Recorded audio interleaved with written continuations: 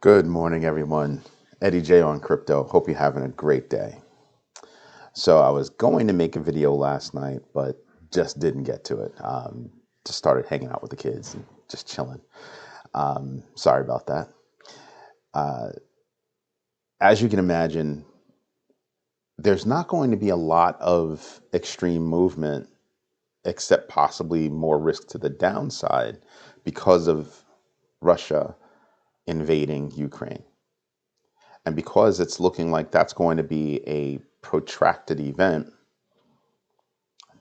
this risk pattern I think, is just going to stay there for a while. We're going to keep bouncing back and forth between the same kind of areas. The good thing, though, is that last night, Bitcoin actually did touch over $40,000. I think it was like 40,200 something. And that's a good thing. That means that the cryptocurrency space is fighting to maintain a certain level and staying within that level. There was a drop, and then it came back up to that same level. It doesn't mean that there won't be another drop. It doesn't mean that that drop that comes won't be prolonged. I just think that there's a lot of energy, a lot of positive energy within the cryptocurrency space, and that's what's going to continue to drive it forward, or as I like to say, onward and upward. But until you have that macro event squashed, until that comes to an end, I really don't think that we're going to see any major uptrends, right? So when that happens, we should probably position ourselves well for that uptick. Now, will there be a down before an up? I think so. Truthfully, I think right now is a great time to get in. If you're still sitting on the fence trying to figure out, trying to pick out when you should get in, I think now is still a great time to get in.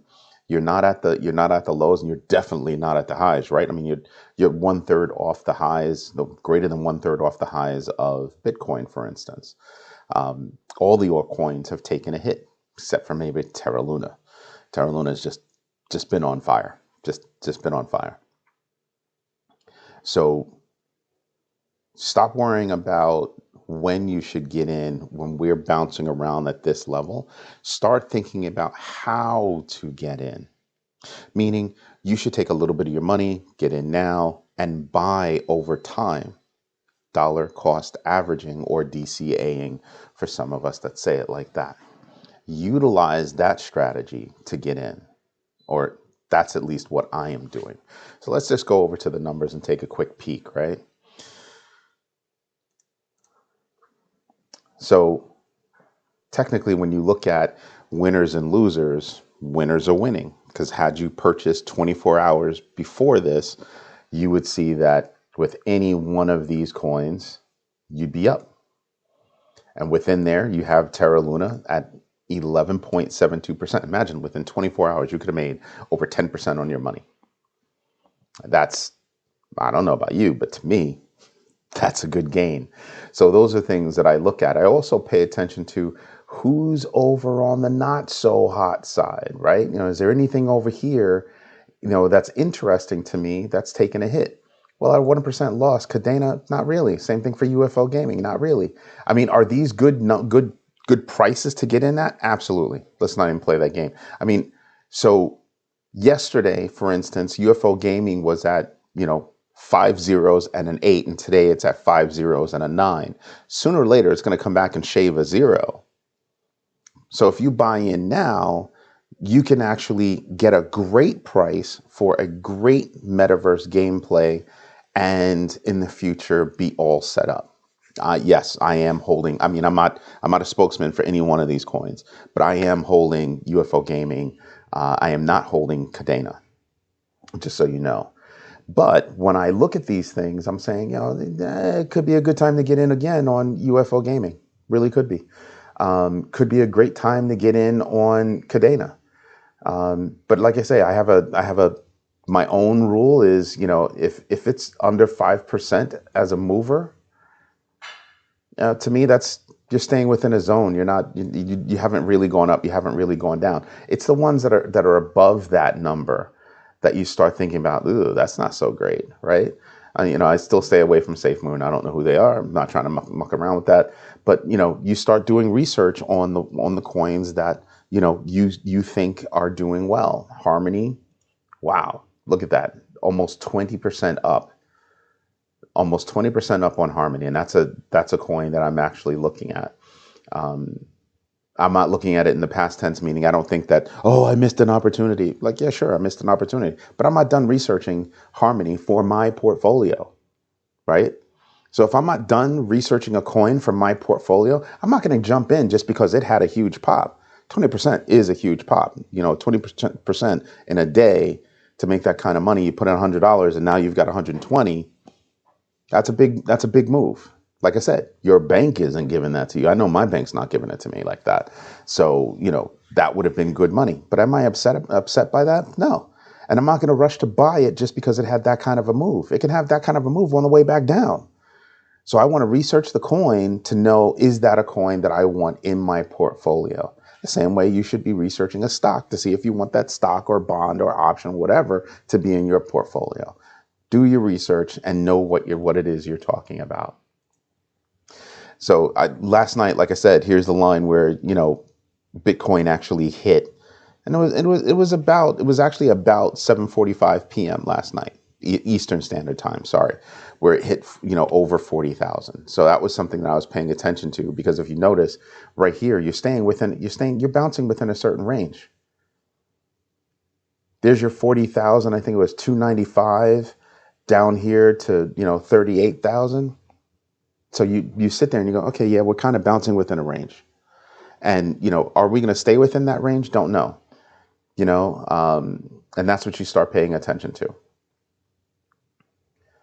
So for me, I think it's a good time to get in. Like when we saw this dip right here, right? When we saw this huge dip right here, I'm sitting and I'm saying to myself, wow, that could have been good. That could have been good to get in at this level instead of this level. But when you stop and you think about it, that was at 34,000. That would have been a great place to get in, and you'd be experiencing some highs right now. Good. But we're still within a certain range. We're still within a certain pattern. And we're going to be in that pattern until the turmoil in Ukraine has dissipated, until, either Russia gets the hell out or has won. And they're having a hard time. I mean, Russia came in with a whole bunch of stuff, and I don't think they were expecting so much resistance, and resistance is there. That could lead to a prolonged engagement there. And the longer it goes, I think the worse it is for Russia, right? You have a people that don't want to be ruled by Russia, and they're gonna fight, or they're gonna make it hard for Russia to win. And in winning, they could still lose, because I think there's going to be guerrilla warfare. I heard somebody else on television say the same thing. There's going to be guerrilla warfare for a long time. So when I sit there and I look at that, I kind of go, yeah, Russia, you messed up. And anything prolonged kind of throws their plans off. I mean, saying things like, they're fighting, Nazis. How do you call Ukraine's Nazis? The president of Ukraine is Jewish. I just sit there and I just go, the nonsense level of this Russian invasion is ridiculous, and it plays out in the marketplace. It really does play out in the marketplace, and the cryptocurrency space is not pleased, and they're letting Russia know that they're not pleased. I mean, does that equate to bad things happening with Russia and their all of their crypto? Probably not. But if a government comes along and says to somebody, hey, we want you to not move those coins or whatever, or we would like to track these coins, they might be willing to do that and say, yeah, we'll help you track those coins. Wouldn't that be a problem? Because the only reason why Russia can do all of this is because they have a lot of money in cryptocurrency. And the other reason why they can do this is because China is making sure that they have some kind of an income. So all of that turmoil that's going on is having runoff effects in other areas. So China, Iran, North Korea are all watching this and all trying to figure out if the world's eyes are over here, that means their gaze is not over here. Maybe we can do something. Iran is weeks away from having enrichment completed. Weeks. Doesn't mean that they have a bomb, doesn't mean that they're nuclear capable, but it means that they have the materials. That's a big deal. That's more than a big deal. Iran's not pleased with what Russia's doing, but they have a political reason to not necessarily go against Russia, because of keeping Syria the way it is. So there are big ramifications to what happens, and if this becomes prolonged, like I said, the pain that Russia could feel monetarily could be big. The United States just imposed sanctions on Lavrov and Putin themselves as people. So that can have an effect. The world would like to see less murders, less killings. They would like to see this go away. I would like to see it go away. I was praying that, there would be no loss of life. Unfortunately, there has been loss of life on both sides.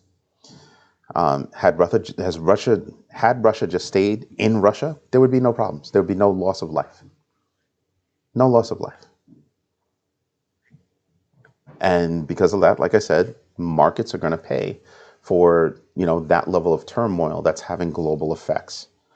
Commodities, energy, just global effects. Until that's dissipated, we're probably going to remain in this space. And as long as we remain in this space, the increased risk of a downward motion is increased. But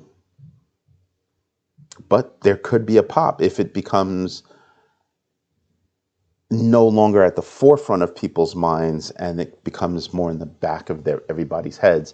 You could see an upward motion, but I think that we're going to stay within a certain space. And so I'm going to DCA and see if I can get in on some good coins.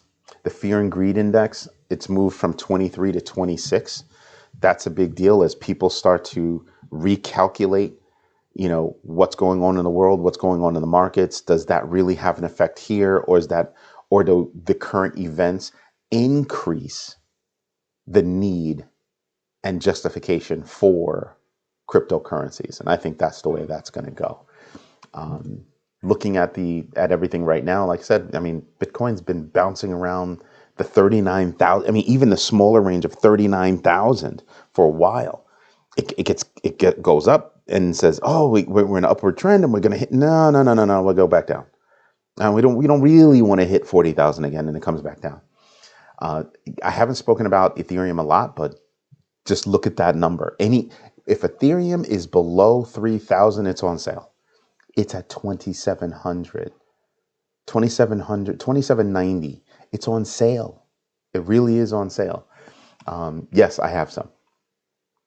When you look at XRP, that number, I think yesterday was at 71. Now it's at 75.